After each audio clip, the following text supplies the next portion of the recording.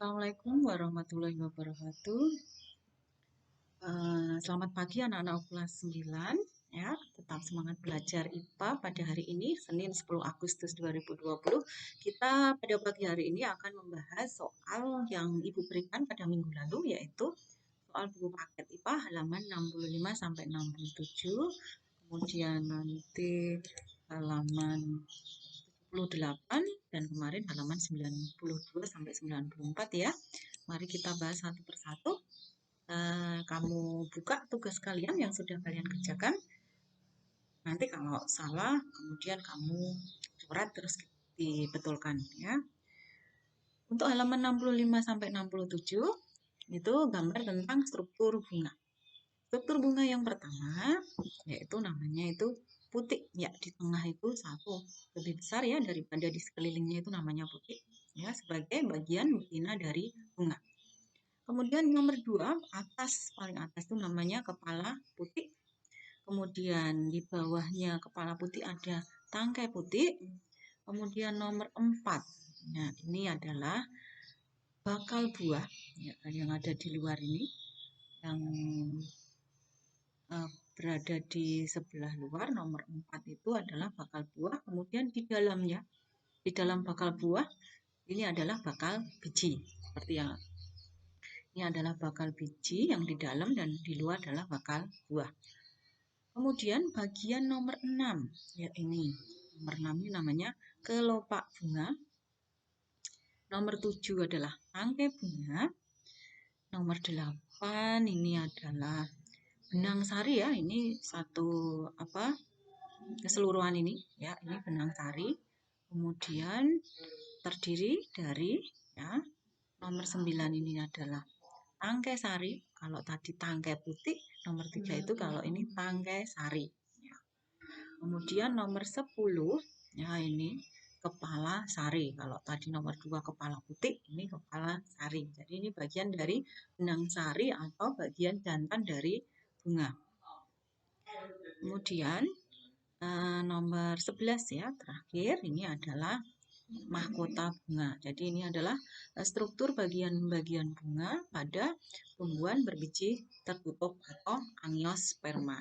Ya, semoga kalian sudah benar semuanya. Ini struktur bunga. Kita lanjutkan untuk pembahasan soal bawahnya. Bagian bunga tadi ada yang namanya benang sari. Fungsinya adalah sebagai alat kelamin jantan yang akan menghasilkan serbuk sari untuk perkembangbiakan.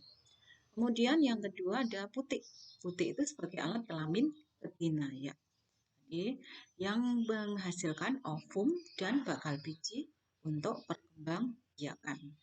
Untuk perkembangbiakan seksual ya, nanti atas cara kawin dengan pertemuan kelamin jantan dan kelamin betina.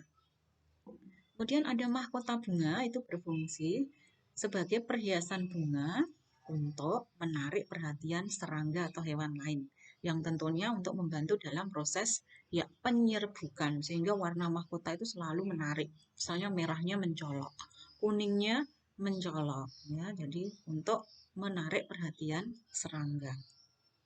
Kemudian kelopak bunga. Kelopak bunga berfungsi sebagai pelindung dari mahkota bunga ketika masih kuncup. Jadi ini melindungi agar tidak rusak mahkota bunganya. Kemudian tangkai bunga itu sebagai penopang bunga dan penghubung antara bunga dengan tanaman di bawahnya ya, tanamannya. Kemudian soal yang kedua, bagian bunga yang digunakan sebagai alat perkembangbiakan secara seksual tentunya adalah putik dan benang sari. Kemudian 3, kesimpulannya, alat kelamin bunga berupa putik dan benang sari. Putik merupakan alat kelamin betina dan benang sari sebagai alat kelamin jantan. Jadi ini berfungsi untuk perkembangbiakan seksual pada tumbuhan angiospermae. Kemudian kita lanjutkan untuk buku paket halaman 78. Kalian buka hasil pekerjaan kalian masing-masing. Ya, kita akan menamai satu persatu. Nomor 1, ya ini masih sama ya, pada tumbuhan angiospermae, tumbuhan berbiji tertutup. Nomor 1 yaitu proses penyerbukan, ya, jatuhnya benang sari ke kepala putik. Kemudian yang kedua adalah struktur biji. Nah, ini gambar struktur biji. Kemudian yang ketiga adalah struktur buah. Nah, ini yang ada di luar. Kemudian keempat adalah proses perkecambahan. Jadi sini udah mengalami perkecambahan atau tumbuh kecambahnya. Kelima, ini gambarnya adalah struktur bunga. Nomor 6, ini ada mikrospora, berarti ini gambar struktur benang sari. Kemudian yang ketujuh, yaitu ini gambarnya, itu adalah struktur putik, ya, yang ada di tengah tadi struktur putiknya. Yang ke-8 ini adalah struktur serbuk sari. Serbuk sari ini nanti ada inti generatif dan inti vegetatif. Jadi ini pada tumbuhan angiosperma, ya. Tadi perkembangan tumbuhan angiosperma. Semoga betul semuanya. Kalian tulis ya yang salah, kemudian untuk perbaikan lagi. Kemudian kita lanjutkan untuk buku paket soal halaman 92 sampai 94. Itu tentang perkembangbiakan planaria, yaitu dengan fragmentasi dan regenerasi. Fragmentasi itu dengan pemotongan bagian tubuh dari planaria. Planaria itu cacing, ya. Dan regenerasi itu tumbuhnya bagian yang baru dari potongan yang tadi,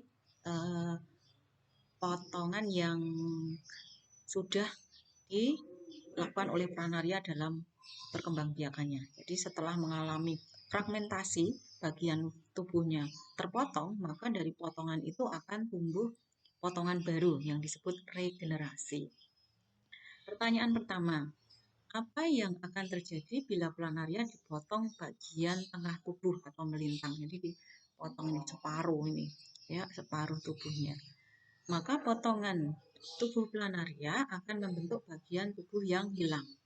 Potongan bagian kepala, nah ini kepalanya yang atas ini akan membentuk ekor, dan potongan bagian ekor akan membentuk kepala. Jadi akan mengalami regenerasi. Jadi kalau dipotong, ini akan tumbuh potongan bentuk bagian yang hilang tadi. Dan yang kedua, jika dipotongnya membujur, ya, separuh, ini vertikal, ya, kalau tadi horizontal ini vertikal, maka bagian potongan A akan membentuk kepala dan ekor bagian yang B, dan bagian B akan tumbuh bagian kepala dan ekor bagian A. Jadi ini melengkapi yang hilang. Jadi yang hilang itu B, kalau A itu kan B-nya hilang, maka dari A ini akan meregenerasi atau tumbuh bagian B, dan kalau bagian B ini akan tumbuh bagian A. Kemudian selanjutnya nomor 3, apa yang terjadi pada bagian tubuh planaria jika dibelah pada ini kepalanya? Planaria akan meregenerasi potongan kepalanya yang akan terbentuk dua kepala. Jadi kalau dipotong ini kepalanya menjadi dua, maka bagian kiri akan tumbuh kepala bagian kanan, dan bagian kiri, bagian kanan akan tumbuh kepala bagian kiri. Jadi kepalanya akan menjadi dua. Jadi ini regenerasi jika kepalanya dipotong dua. Yang keempat, apa yang terjadi jika planaria dipotong bagian ekor secara membujur? Ini sama, ya. Kalau ini tadi kepalanya jadi dua, ini ekornya akan jadi dua. Maka ekor bagian kiri akan tumbuh bagian kanan, dan yang bagian kanan akan tumbuh ekor bagian kiri. Terbentuk dua ekor. Untuk nomor 5, apa yang akan terjadi jika planaria dipotong pada bagian tubuh dekat kepala? Nah, ini potong kepalanya, kemudian dibelah lagi bagian ekornya. Maka yang terjadi, bagian kepala akan membentuk ekor baru atau meregenerasi ekor baru, dan bagian ekor itu akan membentuk, ya ini bagian akan membentuk kepala serta 2 ekor. Jadi ini kalau dipotong, ini kan tadi bagian bawah akan meregenerasi menjadi kepala dan menjadi 2 ekor. Jadi ekornya sama seperti nomor 4 tadi, ekornya akan 2. Kemudian nomor 6, ini dipotong menjadi 3 bagian. Bagian kepala, bagian ya, tubuh atau badan atau tengah, ini dan bagian ekor. Maka yang terjadi adalah bagian kepala akan membentuk ya bagian tengah dan ekor, bagian tengah akan tumbuh bagian kepala dan ekor, dan bagian ekor akan tumbuh bagian tengahnya atau tubuhnya dan kepalanya. Jadi membentuk 3 individu planaria baru. Jadi akan belah 3 akan menjadi 3 individu baru. Kemudian yang ketujuh, apa yang terjadi jika planaria dipotong bagian tubuh dekat kepala dengan bentuk huruf T?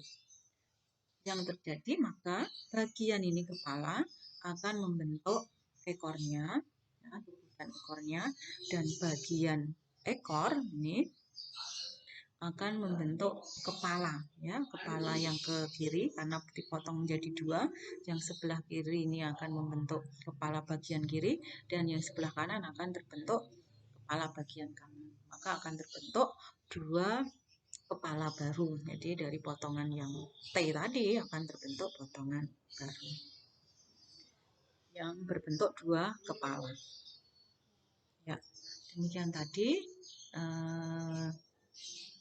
penjelasan dari tugas minggu lalu.